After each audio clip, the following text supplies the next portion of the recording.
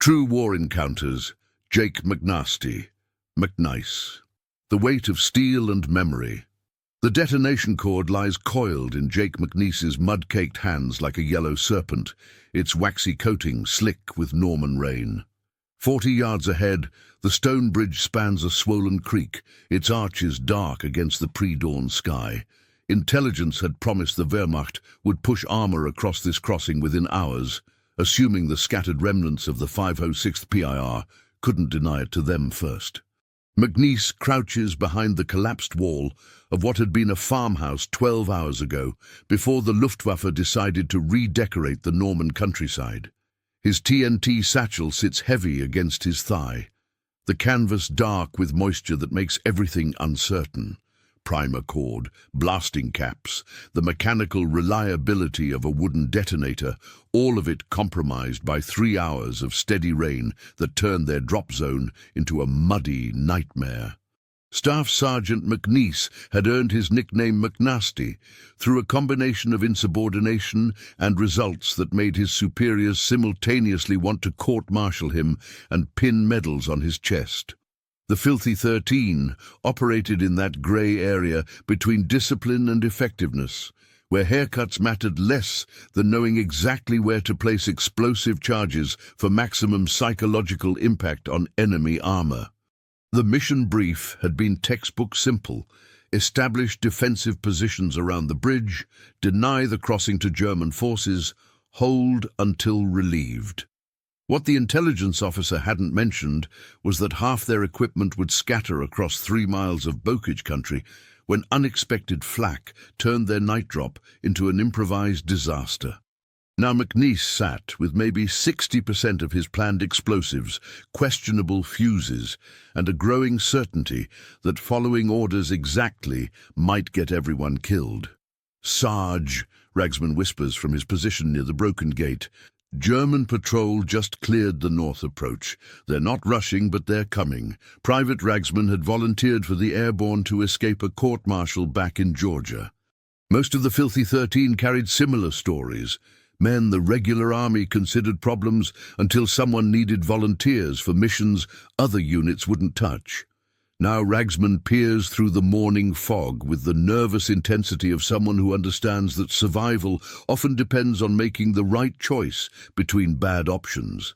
McNiece examines the bridge structure through the grey light, noting the recent repair work where previous Allied bombing had damaged the eastern approach. Wehrmacht engineers had done competent reconstruction, but they'd focused on load-bearing capacity rather than vulnerability to shape charges. Every bridge has weak points. The trick is finding them when enemy patrols are breathing down your neck and your explosives might not function properly. The sound of boots on cobblestone echoes across the water. German voices, clipped and professional, discussing patrol routes and defensive positions. McNiece counts at least 6 men, probably more scattered through the hedgerows leading to the bridge. Standard Wehrmacht doctrine called for securing both ends of strategic crossings, which meant his small team would face coordinated resistance from prepared positions.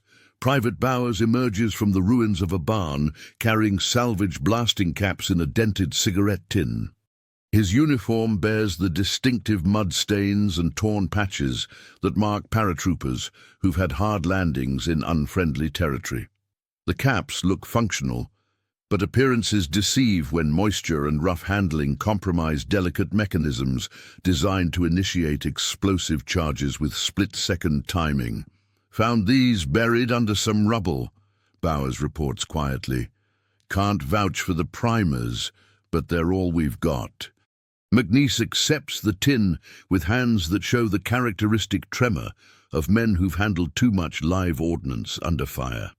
Each blasting cap represents a link in the chain between tactical necessity and devastating results. Military demolition reduces to simple mathematics. Sufficient explosive force applied to structural weak points with reliable timing. When any variable becomes uncertain, the equation grows complex quickly. The bridge looms through morning mist, its stone arches solid and permanent-looking despite the war flowing around it. But McNiece knows that permanence is illusion. With the right placement of charges and proper timing, the most substantial structure becomes debris and memory. The Wehrmacht engineers who repaired this crossing understood construction. They probably knew less about the psychology of a troublemaking demolition NCO who'd learned his trade in Oklahoma oil fields before the army taught him military applications. If stories like this make you imagine what you'd do under fire, tell us in the comments how you think you'd react in this situation, and stay with us for the next chapters. Lieutenant Morrison arrives through the hedgerows with the quiet urgency of an officer who's discovered that his neat battle plan has collided with messy reality. His map case bears water stains and mud, and his expression carries the weight of a man responsible for decisions that will echo in after-action reports and family letters.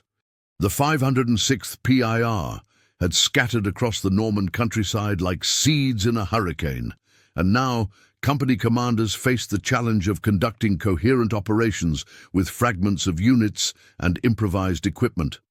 McNiece, what's your assessment of the bridge? Morrison's voice carries the controlled tension of someone trying to maintain command authority while acknowledging that the demolition NCO might know things the intelligence briefing had missed. McNiece gestures toward the stone structure, with primer cord still wrapped around his fingers. Sir, she's solid enough to carry anything the Wehrmacht wants to send across. Recent repair work on the eastern approach, but they didn't reinforce the central support columns. Give me 20 minutes and proper placement. I can drop the whole span into the creek. Orders are to hold the bridge intact until relieved, Morrison replies, but his tone suggests he's already questioning the wisdom of those orders. Division wants to use this crossing for our own counterattack once reinforcements arrive. The absurdity of the situation settles over them like morning fog. Hold a bridge for Allied use while preventing enemy armor from crossing it, all with a scattered squad of paratroopers armed with weapons designed for demolition rather than sustained defense. McNiece had seen similar contradictions before. Staff officers making decisions based on maps and timetables, while field commanders faced the reality of insufficient forces and improvised solutions. Ragsman shifts nervously behind his position. Sarge, those German patrols are getting closer. Sounds like they're bringing up heavier equipment. The distant rumble of engines confirms Ragsman's observation. Somewhere beyond the hedgerows, Wehrmacht forces are maneuvering with the methodical precision that characterized German military operations. Tank engines, truck convoys, the organized movement of units that had anticipated using this bridge for their own tactical purposes. Time was becoming the critical factor, as it always did in demolition work. McNiece studies the detonation cord in his hands, its yellow coating bright against the grey morning light. Standard military doctrine called for multiple backup firing systems, redundant charges, and careful calculation of blast effects. He had primer cord of questionable reliability, blasting caps that might have been compromised by moisture, and a wooden detonator that represented the final link in a chain of uncertain components. Sir, McNiece says carefully, those orders assume we've got the personnel and equipment to hold defensive positions against armor. Look around. We're improvising everything from ammunition to breakfast. Lieutenant Morrison examines the terrain with the practiced eye of an officer who'd learned that successful operations often required creative interpretation of higher headquarters intentions. The bridge represented a tactical prize, but it also represented a trap if German forces arrived in strength before Allied reinforcements could establish coherent defensive lines. Private Bowers approaches with a salvaged radio, its antenna bent and case cracked from the night's activities. Communication with higher headquarters remained intermittent, limited to brief transmissions when atmospheric conditions and equipment functioning aligned properly. The isolation was almost complete, a handful of paratroopers making decisions that would influence operations across the sector. Radios working sporadically, sir, Bowers reports. Last transmission indicated other units are still scattered. No word on when we might expect support. The mathematics of the situation crystallize with brutal clarity. Hold the bridge against superior forces with inadequate personnel and compromised equipment, hoping that relief arrives before the Wehrmacht decides to test their defenses seriously. Or deny the crossing to enemy armor while sacrificing the possibility of Allied use, accepting tactical limitations in exchange for strategic denial. McNiece coils the primer cord methodically, each loop representing minutes of careful preparation that would culminate in seconds of devastating effectiveness. The bridge stands solid and confident in the morning light, but he knows exactly where to place charges to transform stone and mortar into carefully calculated rubble. The question becomes whether orders written in rear headquarters apply to the reality of scattered forces and approaching enemy armor. "Sir," McNiece says quietly, "I can rig this bridge for instant demolition. If friendly armor shows up, we hold our fire. If German tanks arrive first, one pull of the detonator handle and they're swimming." Morrison nods slowly, understanding the implications. Preparing charges without explicit authorization represents a gray area in military discipline, the kind of initiative that gets NCOs court-martialed or decorated depending on results and political considerations. But the alternative, watching German armor cross unopposed, might have consequences extending far beyond individual careers. The German voices grow closer, accompanied by the metallic clink of equipment and weapons that indicates organized infantry movement. McNiece recognizes the sound from previous encounters, Wehrmacht patrols advancing with the methodical thoroughness that made them dangerous opponents even when outnumbered. These weren't militia or rear echelon troops.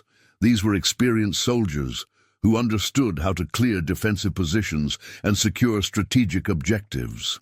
Ragsman peers through a gap in the stone wall, his rifle ready, but his expression betraying the uncertainty that comes with facing superior forces. "Sarge, I count at least 8 men approaching from the north. Looks like they're setting up to provide covering fire for something bigger." The tactical situation clarifies with uncomfortable precision. German forces are establishing overwatch positions to support an armored advance, standard doctrine for crossing points that might be defended. McNiece has perhaps minutes before enemy forces begin probing their positions seriously, testing defensive strength and identifying weak points for exploitation. Lieutenant Morrison crouches beside the radio, attempting to establish communication with higher headquarters or adjacent units. The static-filled transmissions provide fragments of information, other scattered elements of the 506th PIR reporting similar isolation, uncertain enemy strength, and requests for guidance that headquarters cannot provide from their remote perspective. "Broken Arrow 6, this is Blue Dog Actual," Morrison speaks into the handset. "Request immediate guidance on bridge demolition authority. Enemy armor approaching, insufficient personnel for sustained defense." The response crackles through atmospheric interference and equipment limitations. "Blue Dog, maintain positions as ordered. Reinforcements en route. Time uncertain. Do not compromise bridge structure without explicit authorization." McNiece exchanges glances with Morrison, both men understanding the disconnect between staff planning and field reality. Headquarters operates from the comfortable certainty of maps and operational timelines, while forward elements face the messy improvisation of combat where perfect solutions rarely exist and acceptable compromises define success or failure. The TNT satchel weighs heavy against McNiece's leg, its contents representing both solution and problem. Properly placed charges would deny the crossing to German armor, fulfilling the tactical objective while violating specific orders about preserving bridge integrity. Military discipline demands obedience, but the approaching rumble of tank engines suggests that blind adherence to orders might result in tactical disaster. Private Bowers moves through the ruins with practiced stealth, checking firing positions and ammunition supplies. His count reveals the harsh mathematics of their situation: limited small arms, minimal anti-tank capability, and defensive positions that offer concealment but little protection against armored vehicles. Against infantry, they might hold briefly. Against tanks, survival depends on mobility and luck. "Sarge," Bowers reports quietly, "we've got maybe 40 minutes of ammunition for sustained contact. After that, we're throwing rocks." The sound of tracked vehicles grows distinct through the morning air. German armor moving with deliberate caution, probably Panzer IVs or Stug assault guns advancing under infantry escort. Standard Wehrmacht tactical doctrine for securing river crossings and eliminating isolated resistance pockets. McNiece has seen the aftermath of such operations: scattered equipment and hastily dug graves that mark where brave men made final stands against impossible odds. Ragsman shifts nervously behind his position. "Those tank engines are getting louder, Sarge. Whatever we're gonna do, we better decide quick." McNiece examines the primer cord in his hands, feeling its waxy coating slippery with moisture and sweat. Each yellow strand represents connection between human decision and mechanical destruction, the thin line between preservation and devastation. Military training provides clear procedures for demolition work, but it cannot resolve the moral complexity of choosing between competing orders and battlefield reality. Lieutenant Morrison closes the radio with frustrated precision. Higher headquarters maintains orders to preserve bridge structure. They estimate reinforcements within 2 hours. 2 hours. McNiece calculates the time required to establish proper defensive positions, the rate of ammunition consumption under sustained fire, and the probable response time of German armored units once they identify resistance strength. The mathematics indicate tactical impossibility disguised as operational optimism.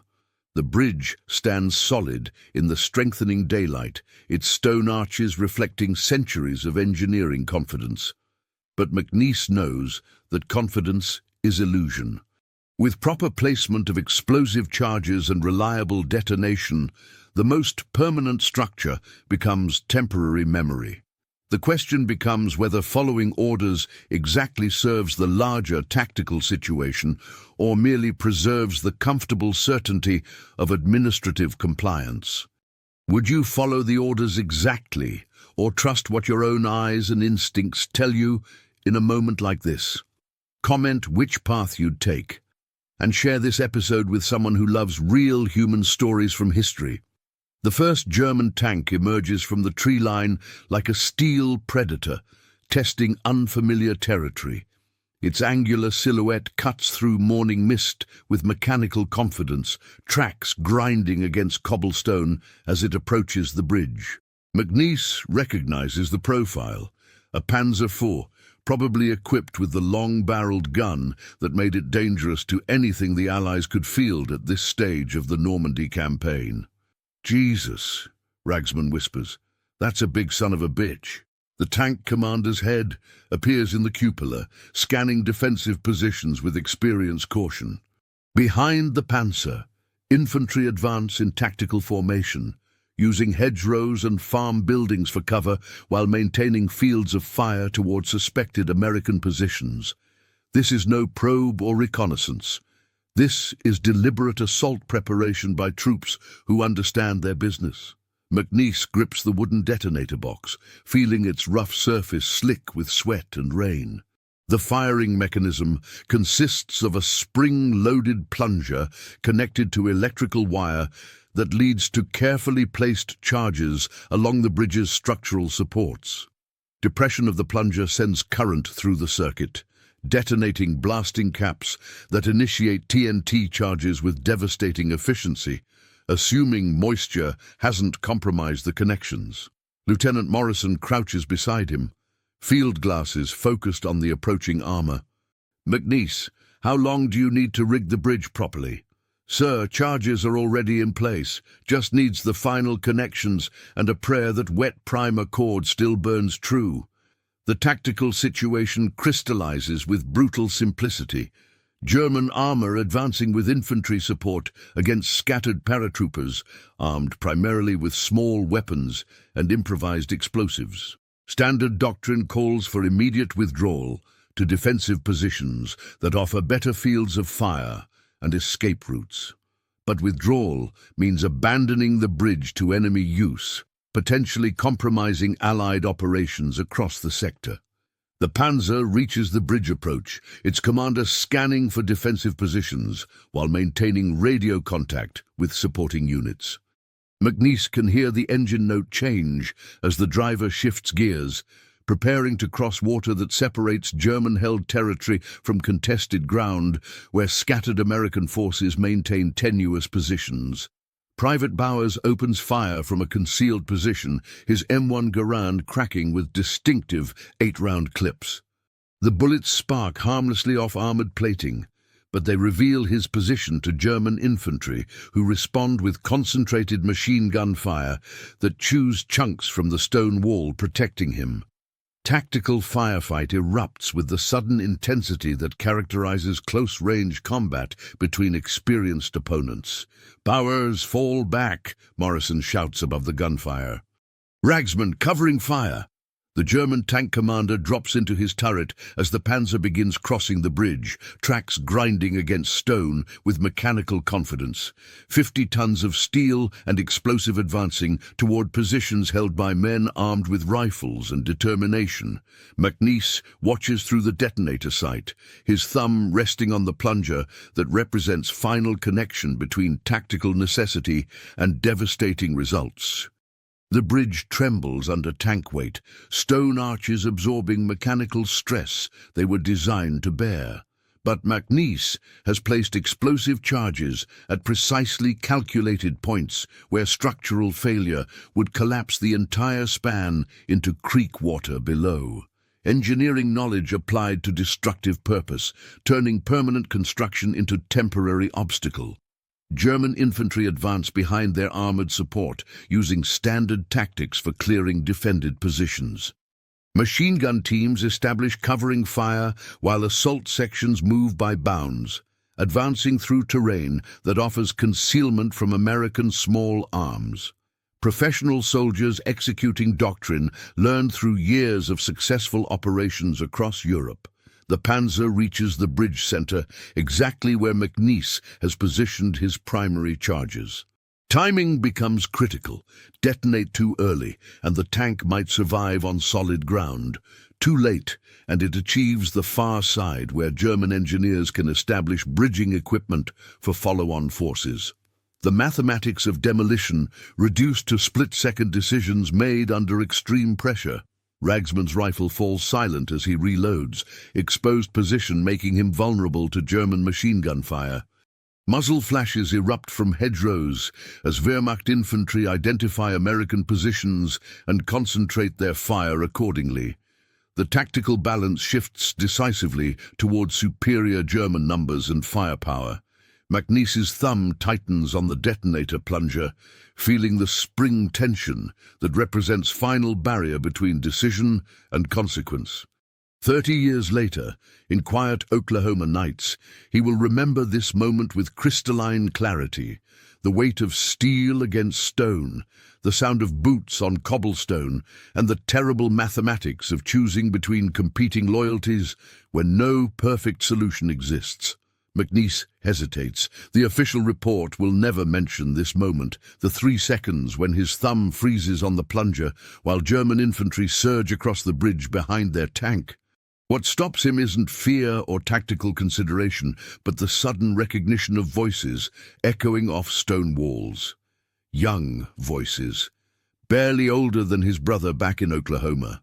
The Wehrmacht soldiers crossing overhead are talking about home, about letters from sweethearts and mothers who worry about sons fighting in foreign fields.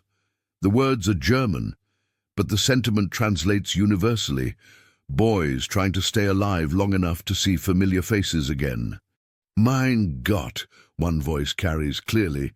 "I hope Margot received my letter." Another responds with nervous laughter.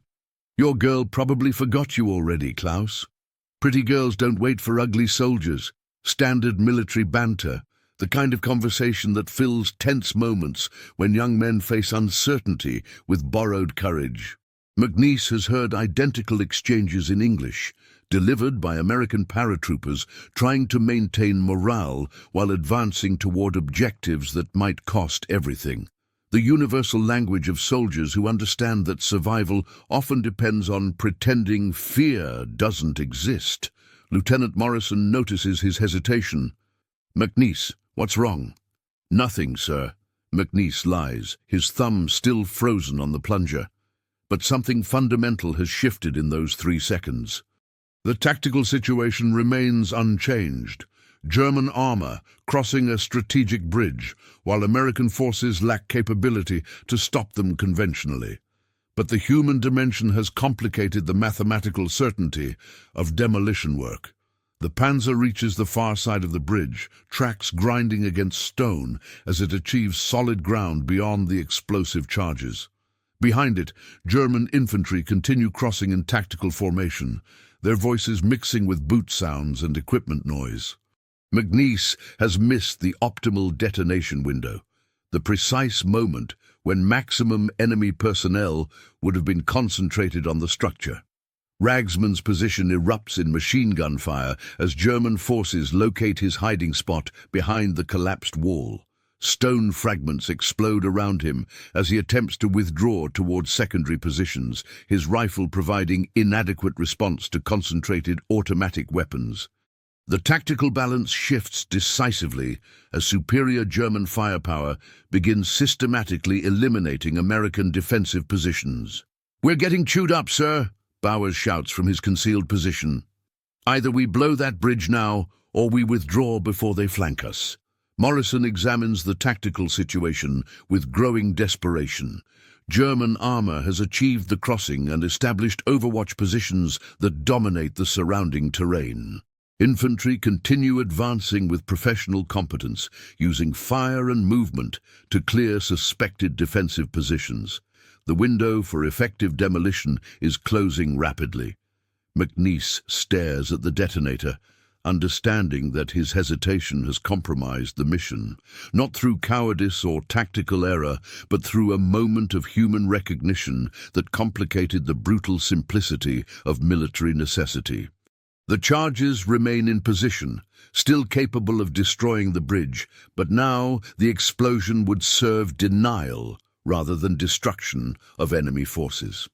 The German tank commander emerges from his turret, scanning terrain beyond the bridge for additional threats. His movements show the confident casualness of someone who believes immediate danger has passed. Behind him, Wehrmacht infantry establish defensive positions to secure the crossing for follow-on forces. Standard doctrine executed with professional efficiency. "Sir," McNiece says quietly, "charges are still active. I can drop that bridge and deny it for future use, but the immediate tactical advantage is gone." Morrison nods grimly, understanding the implications. Destroying the bridge now would prevent German reinforcement, but wouldn't eliminate forces already crossed. It would also permanently deny the crossing to potential Allied counterattacks, limiting tactical flexibility for operations headquarters was still planning based on outdated assumptions about ground conditions. The sound of additional vehicles approaches from German-held territory. More tanks probably, or armored personnel carriers, bringing infantry reinforcements to exploit the successful crossing. The tactical situation continues deteriorating as enemy forces accumulate combat power, while American positions remain isolated and unsupported. McNiece's thumb trembles against the plunger. 30 years of nightmares concentrated in this single decision. The mathematical certainty of demolition work has been corrupted by human complexity, turning a textbook operation into moral puzzle that will echo in quiet moments for decades. Press the plunger and accept responsibility for destruction that serves strategic necessity. Refuse and accept responsibility for tactical failure that might cost American lives elsewhere. The young German voices fade as infantry move beyond the bridge toward positions where they can establish supporting fire for continued operations. Their conversation returns to mundane concerns: rations, mail, the possibility of leave that might allow brief return to normal life. Universal soldier preoccupations that transcend nationality and political allegiance. The decision comes not from tactical calculation, but from the approaching sound of American aircraft, P-47 Thunderbolts vectoring toward the bridge, coordinates with external ordnance, that will accomplish what McNiece's hesitation had prevented.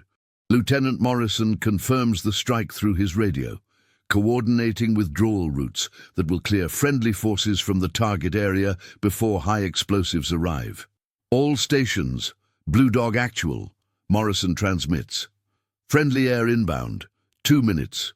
Withdraw to Rally Point Charlie immediately. McNiece disconnects the firing circuit with steady hands, rendering his charges safe while Allied aircraft prepare to deliver destruction with industrial efficiency. The tactical objective will be achieved through different means, but the moral weight of his hesitation will remain permanently attached to this Norman morning when human recognition complicated military necessity. Ragsman emerges from his battered position, uniform torn and face bearing the shell-shocked expression of someone who has survived concentrated machine gun fire through luck rather than skill. He moves with the careful deliberation of men who understand that survival often depends on avoiding sudden movements that might attract unwanted attention. "Sarge, what about those charges?" "Leave them," McNiece replies, shouldering his empty satchel. "Air Force is taking over demolition duties. The withdrawal proceeds with practiced efficiency, 3 surviving paratroopers moving through terrain that offers concealment from German overwatch positions. Behind them, Wehrmacht forces consolidate their hold on the bridge approach, probably unaware that American aircraft are approaching with ordnance designed to solve tactical problems through overwhelming application of explosive force. The P-47s arrive precisely on schedule, their radial engines growing louder as they approach the target coordinates. McNiece glances back once to see German soldiers looking skyward with expressions he recognizes. The universal realization of soldiers who discover they've been caught in exposed positions when enemy air support arrives. The tactical tables turn with mechanical precision. The bombs fall with scientific accuracy, high explosive warheads detonating against stone and steel with devastating effectiveness. The bridge disappears in rolling clouds of smoke and debris, achieving through industrial warfare what McNiece's personal demolition might have accomplished with more intimate precision. The tactical objective is achieved, but the method carries different moral implications. 30 years later, in a quiet Oklahoma bar where veterans gather to drink beer and avoid discussing certain memories, Jake McNiece will nurse whiskey and remember the sound of young German voices echoing off stone walls. The official citation will record his successful demolition of a strategic bridge, noting his initiative and aggressive action under fire. The paperwork reduces complex moral reality to simple, declarative sentences. But McNiece remembers the weight of a detonator plunger, the mathematical certainty of explosive charges placed with professional precision, and 3 seconds when human recognition complicated the brutal simplicity of military necessity. The bridge fell anyway. German armor was denied the crossing, and tactical objectives were achieved through alternative means. History records success, while memory carries the more complex truth. The war continued with its relentless mathematics. Bridges blown, roads held, objectives taken and lost and retaken, according to operational requirements that reduced human complexity to tactical symbols on situation maps. McNiece returned to his reputation as a troublemaking demolition NCO, who achieved results through methods that made his superiors simultaneously grateful and uncomfortable. He kept the dented cigarette tin that had held Bauer's salvaged blasting caps, carrying it through subsequent operations as a reminder of mourning when hesitation revealed moral dimensions, usually hidden beneath tactical necessity. The tin sits now on a shelf in Oklahoma, beside faded photographs and commendations that represent official recognition for actions that felt different from the inside.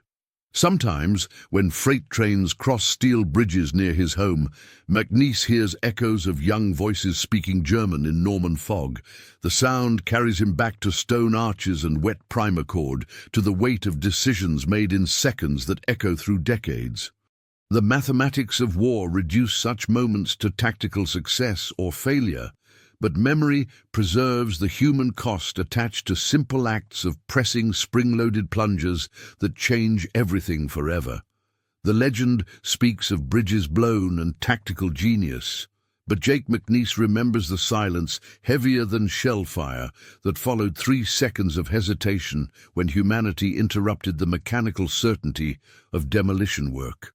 If this story reminded you that behind every medal and mission report there's a human being carrying memories we'll never fully see, subscribe to the channel, tell us which country you watch from, and invite someone to revisit history with us in the next story.